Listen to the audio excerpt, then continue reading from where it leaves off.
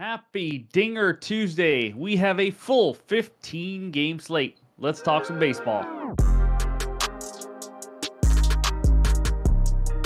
What's going on, everyone? Welcome back in to another episode for Just a Bet Outside. I'm your host, Steven, and we are here to talk some baseball and baseball only. That's right, there is no NFL football today. It's okay. It's coming back in a few days. Don't you worry. But 1-on-1 day yesterday, 21-11 run, last 32. We will take it, but we'll go over that recap in just a bit. Of course, it is time for Dinger Tuesday. That's right. And if you're new to the channel, here's what you do. We do it every Tuesday. Winner gets 20 bucks. Leave a comment below. Leave your best home run prop. You only get one of the day, but in order to be eligible, you must include the odds and the sports book that you found it. Obviously, has to be released before the first pitch of that game. And then obviously, if we get more than one person hitting, then we're going to go with the higher odds. If we have tie on the odds, the longest home run hit. If we somehow have a tie with the same player, which we've had before, we will have a Wednesday showdown. So leave that comment below and go try to win Dinger Tuesday. But like I mentioned, we got a full 15 game slate. It is all things MLB. I'm ready to get some winners as we're only a few weeks away from those MLB playoffs. I cannot wait. So here we go. It starts with the baseball fun fact of the day. There are two guys in MLB history to have more RBIs than hits over a full season. First of all, that's a crazy thing to even do. Mark McGwire in 1999, 147 ribbies on 145 hits. And then Max Muncy last season, 105 ribbies on 102 hits. That's an incredibly lucky season with RBIs, that's for sure. But in this video, we're going to recap yesterday, the 1-in-1 day, and then, of course, we're going to go over the good hitter matchups, the bad hitter matchups, and then we'll talk the good pitcher strikeout matchups, the entire 15-game slate for the pitcher report, and we'll finish it with our best bets and those hitter parlay ideas, and, of course, with the recap. So hit that like button, leave a comment below like you guys do every single day. I just cannot thank you guys enough for the support and all those new subscribers that came in. Appreciate it. Welcome to the channel. If you are new to the channel, hit that subscribe button as we are very, very close to 28,000 subscribers. So let's get into this baseball journey, and it starts with the recap. All right, guys, pitcher props are going insane right now, or maybe it's just my luck, but this first one, David Festa got pulled early. Yes, he gave up 4 earned runs, but he was starting to settle down. He had 4 Ks on, I think it was, 70 pitches, and he pitched 90 last game, and he got yanked. He just got yanked randomly. It just is what it is. That's sometimes in this last month of the season, you don't know what the exact manager's decision is. I guess I just got to be careful. He still had a chance. He just needed 2 more Ks and probably had like 20 pitches left, I thought, but he did not. It happens. And then Walker Buehler under 4.5 Ks. He had 4 Ks through 5, came out again in the 5th inning, in the 6th inning, and then walked the first guy. Had around over 80 pitches. He was struggling mightily. He gave up 8 hits. By the way, Festa only gave up 4 hits, but Buehler gave up 8 hits, and then he gets 2 strikes on Paredes and luckily singles, and he finally gets taken out. And we win on the hook there. So a 1-in-1 day lost just a little bit of juice. There's the overall record, up 2.01 units. I want to go on a huge hot streak, though. So hopefully that starts today. But that's the recap. And now let's check out the good and bad hitter matchups. We got 14 of these for you today, and it starts out with our boy Marcell Ozuna, 6 for 15 off Mackenzie Gore. We know Ozuna can crush lefties. Juan Soto down there, 4 for 13. Anthony Santander, so on and so on. Over there on the right side, you see Marcus Semien, who's had a rough year overall. I'm starting to hit the ball a little bit better lately. Up against Zach Allen, he's 5 for 8 with 2 extra base hits. That is not too shabby. So, and then over there also on the bottom, JJ Bleday, 4 for 7 versus Arrighetti Spaghetti, who completely let us down last start. But that's all the good hitter matchups. Take a screenshot. Now let's go check out the bad hitter matchups. We got a lot of them, and I'm not going to talk about all of them, but here's all the numbers, just so you guys know. I don't want to focus too much time on all this. I don't even know if, how many guys use it, but I think it's kind of a good way in case you are thinking about betting them, just to look at these numbers. Gunnar Henderson down there, 1 for 10 with 4 Ks off Cutter Crawford.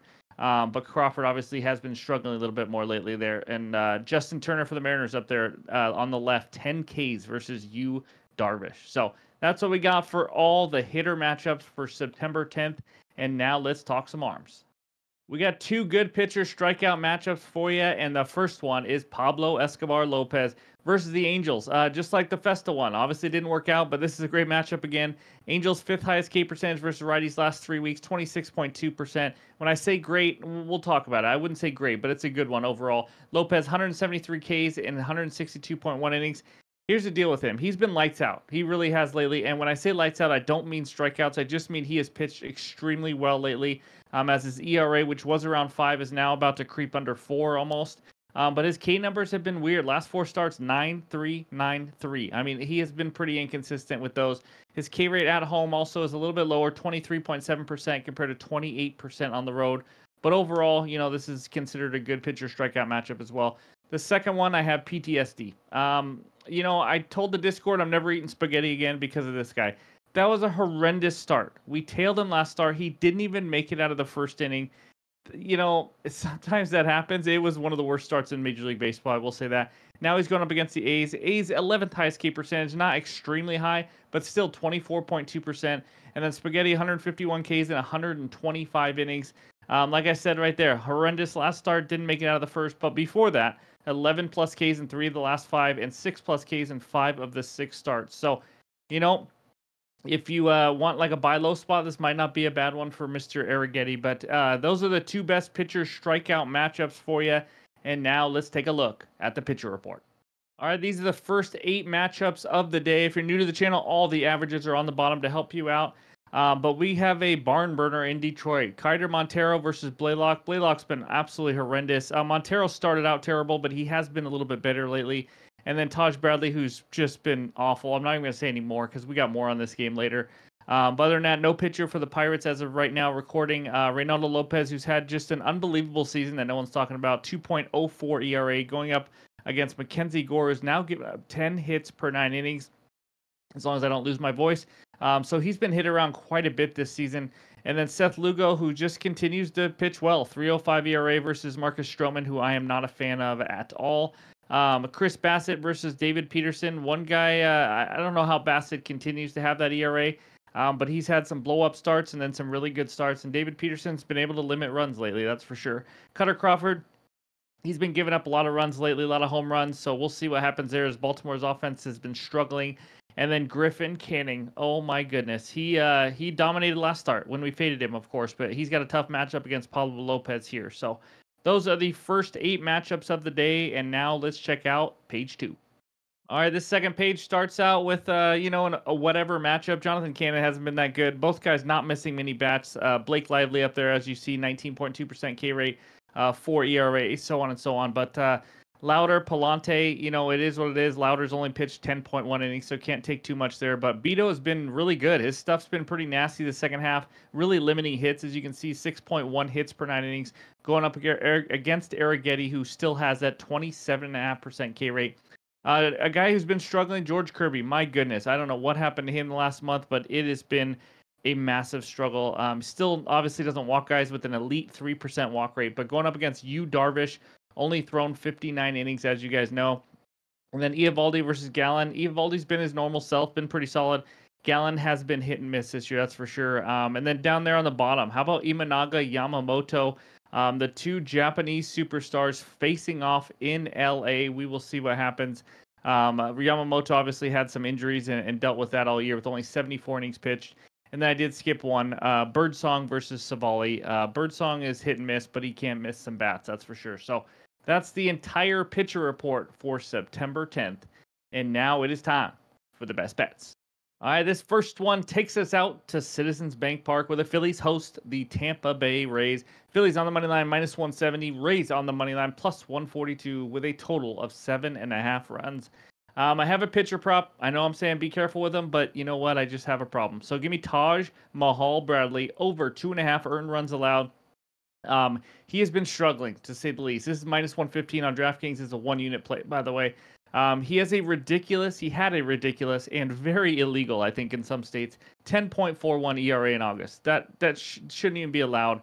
If the Christmas trees had a leader, it was him for the last month. I mean, he was getting lit up left and right. He gave up a 366 average against in August. That is crazy. In his one start in September so far, 5.14 ERA. He has not figured it out yet. In fact, he did have 10 Ks versus the Twins last start, but he still gave up 4 earned runs. And in fact, this is the wild stat of the day. He has given up 3+ earned runs now in 7 straight starts. I know some of you guys were going to say he's due to give up less. Yes, you're right. But if you said that 6 times in a row now, you would be 0-6 so far. So I don't think in Philadelphia is the time he is going to turn it around. Phillies offense, 11th best WRC plus last 3 weeks, 7th best slugging. Power is important here because when you're facing Bradley, you can hit some bombs. He's given up 8 home runs in his last 6 starts. When he misses and you watch him pitch, it's down the middle. I mean, it's a very hittable batting practice type pitch. So if he does that at all, Schwarber, Harper, all these guys, they can hit some bombs. I can see the Phillies dropping 1 or 2, and 1 home run could do it with 2 guys on. So on the road this season, giving up a 2.61 average with an ERA just under 5. I think the Phillies get to him. I know there's no Alec Boehm, there's no JT Realmuto, but I think the Phillies can get to Taj Bradley just like the last 7 offenses have. So I like the odds here at -115. Give me Taj Bradley over 2.5 earned runs as my first best bet. All right, before we get to that second best bet, I got to tell you about this promotion with Bet365. Guys, having multiple sports books is huge. You can get the best odds wherever you are. If you're in a legal state, now is the time to join. You get 2 different options. You get a first bet safety net up to $1,000 by using the link below. By the way, to get either of these promotions, you got to click that link below when you sign up. And safety net bet, I mean, you could bet $800 if you want, and you get that all back in bonus bets if you lose that bet. Or the one I would choose, bet $5, get $200 in bonus bets. No matter what happens, when you sign up, deposit your money. When you bet $5, you get 200 bonus bets, win or lose that bet. So it's just a great way to start that bankroll with NFL season here, NBA around the corner, and MLB playoffs as well. So go click that link and join Bet365 today. Of course, you must be 21 years or older to gamble. If you have a gambling problem, call or text 1-800-GAMBLER. All right, back to the bets. All right, this second bet takes us out to Chicago, where the awesome White Sox host the Cleveland Guardians. Guardians on the money line, -225. White Sox on the money line, +185, with a total of 8.5 runs. Give me our boy Jonathan Cannon over 16.5 outs recorded at -125 on DK for 1 unit. Yes, I'm taking another pitcher prop, even though I said you got to be careful with these. This is, I think, like the 4th time we've tailed on. I believe we're like 2-1 so far, but Cleveland's offense is a great matchup. Now, they are a team, if you don't know, they don't strike out a lot. They put the bat on the ball, and that's why they have now seen the 7th fewest pitches per plate appearance this season. They also, in the last 3 weeks, they've been very average. 15th best WRC plus, very average in their walk rate. So this is a pretty decent matchup for them. In fact, 6 of the last 8 righties have gone over this line versus the Guardians, including Landon, Knick-Knack, Paddywhack, and Luis Ortiz. And then Cannon himself has an average walk rate, so or actually slightly above average. But last 10 starts, Cannon has gone over this in 7 of those 10. He is an innings eater. He has gone 6+ innings in 6 of the last 10. We just need 2 outs in that 6th inning. As long as he doesn't get lit up here, obviously you always have that chance with Cannon. He could get lit up, but the way Cleveland's swinging it, I like my chances here. But it's all about pitch count because our pitchers have been all over the place lately. You never know when a manager's going to take him out. But I do feel pretty good about this because Cannon has thrown 90 or more pitches in 10 straight starts. So what that means, the manager will probably pull him after 65 innings and a no-hit ball after 4 innings. No, I'm just joking. But seriously, you never know with the manager late in the year. But I do like his chances to go 90 or more pitches here in this one. So that's my second best bet. Give me Cannon over 16.5 outs recorded at -125. Look at this. We have a third bet on the video. That's right. So I got a hitter parlay as my third bet. We have not done one of these in a while. Give me our boy Marcell Ozuna and Luis Arias, 1+ hit each at -125 on FanDuel. Yes, it's a little juiced, but let's go Marcell Ozuna first. We all know, guys, there's not much to say here. He rakes versus lefties like we talked about all season, and now he's facing a very hittable pitcher, giving up 10 hits per 9 innings in Mackenzie Gore. He's already faced him 15 times. He is 6 for 15 with a home run. Ozuna is one of the best hitters in the league. I mean, he's right up there for a triple crown in the NL. He has 1+ hit in 11 of his last 14. He's hitting over 300 at home, over 300 versus lefties. Give me Mr. Ozuna. And the second one, Luis Arias. This guy, talk about bat on ball. This is as elite as it gets. But he's starting to do Luis-type things again, hitting .435 in the last 7 days. That's the 4th best in the league. He's hitting .315 overall this season. He has 2 consecutive 3+ hit games. That's right, 6 hits in the last 2 games. Hash brown math. 1+ hit in 11 of his last 12 games. He is on an absolute heater. One of the best bat-to-ball guys in the MLB. 26 strikeouts in 607 plate appearances. I will say that again. He has only struck out 26 times in 607 plate appearances. Absolutely insane. He's facing George Kirby, who has been horrendous lately. He was so bad in August. Not Taj Mahal Bradley bad, but 6.84 ERA and a 3.33 average given up in August. He struggles more versus lefties, giving up a 2.66 average to them. And as you know, George Kirby's not a guy who walks anybody. He may be one guy a game, and that's it, which you like to see. So overall, I just think Luis Arias is going to stay hot here in a good matchup. And then I like Marcell Ozuna also to get a hit. Minus 125, 1 unit play, and let's have a day. That's right. So those are the 3 best bets. But now let's check out the hitter parlay ideas. All right, we had a good day yesterday on the hitter parlay ideas. We went 2-0 on the 2 individuals, and then I said all Dodgers hitters. Well, 7 of those 9 got a hit, so that was not too shabby at all. But now, the hitter ideas today. First 2 are the 2 I just gave you. So there's 2 right there. Now, next one, Nathaniel Lowe of the Texas Rangers. He's swinging it well lately, hitting .444 in the last 7 days. 3rd best in the MLB. 2+ hits in 3 of his last 5. 1 miss was because he walked 3 times that game. He's hitting .391 in September so far. Facing Zach Gallen, hittable, 8.2 hits per 9 innings, and then he gets a terrible D-backs bullpen after that. So, and then the last one, Yandy Diaz of the Rays. He has the 2nd highest batting average in the MLB last 7 days, hitting .450 behind only Jose Altuve. He absolutely dominates lefties. That's right. This year he is hitting .351 off them. That is absolutely crazy. And he's another one of those elite bat-to-ball guys, only 87 Ks in 567 plate appearances. So, those are my hitter parlay ideas, my 3 best bets, and all the research help you need for Tuesday. But before we wrap it up, let's check out the recap. All right, there it is. Taj Bradley over 2.5 earned runs allowed at minus 115. Jonathan Cannon over 16.5 outs recorded at minus 125. And a hitter parlay. Give me Marcell Ozuna and Luis Arias 1+ hit each at minus 125.